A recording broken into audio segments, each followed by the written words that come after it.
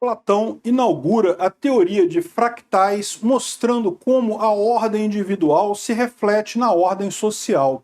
Essa é a visão libertária, sua fonte de informações descentralizadas e distribuídas. Para Platão, cada indivíduo tem o ímpeto de buscar sua felicidade enquanto pessoa. E para isso, ele lista uma série de premissas que, se seguidas, levam o indivíduo a situações de maior ou menor felicidade. Felicidade é um termo meio batido hoje, ao que poderíamos traduzir como uma situação de maior satisfação, tanto material quanto emocional e espiritual. No entanto, ao constituirmos uma sociedade, precisamos fazer uma organização com o mesmo fim, almejando assim a elevação material, emocional e espiritual de todos que ali vivem. Platão era um cara realista e apresentava o que ele considerava como ideal para uma organização social. Mas ele também analisava como os processos que ocorriam no nível individual refletiam no que ocorria no nível social. E é dessa fonte que bebe a psicologia contemporânea, quando afirma que podemos agir apenas em nós mesmos, mas que essa ação acaba mudando toda a sociedade. Para Platão, a melhor organização social seria uma politeia, ou seja, uma república com governos locais administrados por aristocratas, onde impera um rei filósofo. Trazendo para uma linguagem atual, essa organização social seria equivalente a cidades independentes administradas por pessoas extremamente capacitadas, e essas pessoas se uniriam voluntariamente a um poder central que, por sua vez, é regido por um sábio, um líder nato que busca valores elevados e conduz essa sociedade a níveis cada vez mais altos, tanto materiais quanto morais e espirituais. Jesus Huerta de Soto explica que exatamente assim que se organiza uma empresa de sucesso. Um líder visionário se dedica a um projeto que, na medida que dá certo, agrega gente capacitada que faz crescer ainda mais a empresa. Essa empresa passa a funcionar de maneira descentralizada, seja no modelo de franquias, departamentista ou de unidades autônomas, levando todos a uma situação de engrandecimento pessoal, financeiro e espiritual. Portanto, toda empresa de sucesso necessita ter um responsável, um CEO, um presidente que é ajudado por uma equipe de assessores, gerentes ou especialistas engajados naquele projeto e que administram a companhia de maneira praticamente independente. Por outro lado, pela perversão de valores individuais, a sociedade decai para uma timocracia, depois para uma oligarquia, uma democracia e, por último, uma tirania. Bem, já que vivemos numa democracia, o penúltimo estágio para a ruína completa da sociedade,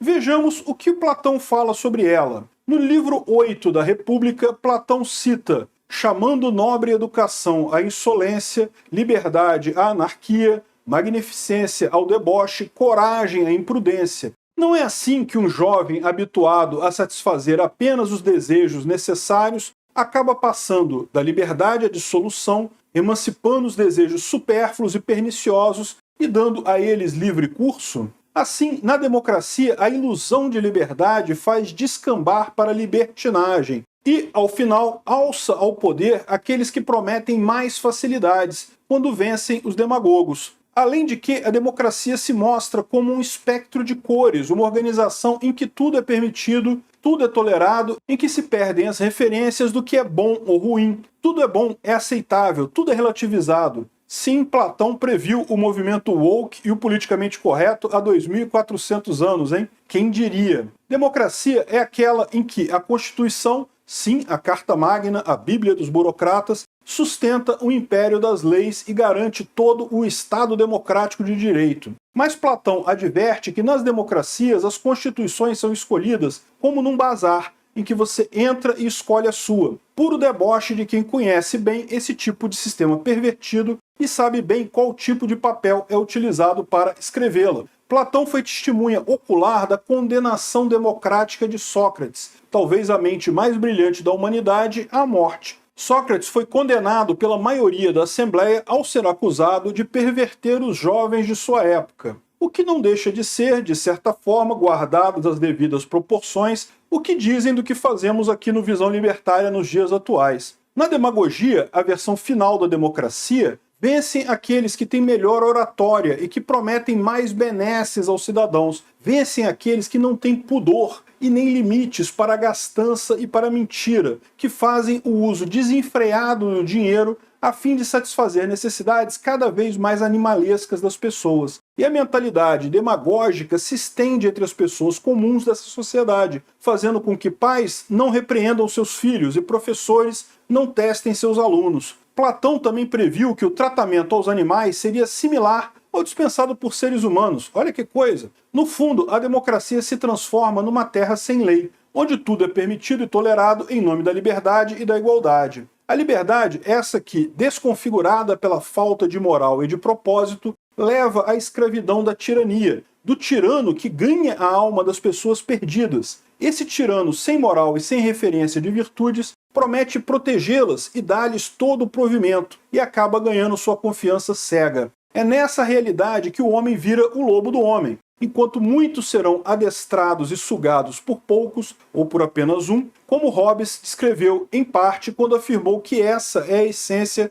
do ser humano no estado de natureza. Platão previu essa situação face a face, pois reconheceu que a escravidão se torna realidade na tirania, que por sua vez vem do decaimento da democracia. Na tirania sucedem-se as mais cruéis atrocidades e guerras. É a organização que nutre o pior que há dentro das pessoas. O egoísmo, a usura, a inveja, a soberba, mentiras e disputas sanguinárias pelo poder. É ali que se disputa poder pelo poder, controle pelo controle, como bem observou George Orwell. É aqui que o tirano tem os incentivos para eliminar os melhores, ficando apenas com os piores, os medíocres, os viciados, enfim, o lumpenproletariado. Governando por sobre cadáveres, o tirano se compraz da violência e se orgulha de suas vítimas. Não se busca mais a verdade, apenas o poder. Tudo está invertido nesse sistema anti-humano. É interessante como Platão associa um tirano aos bêbados, apaixonados e loucos. Bêbado por se entregar aos prazeres do corpo sem nenhum freio,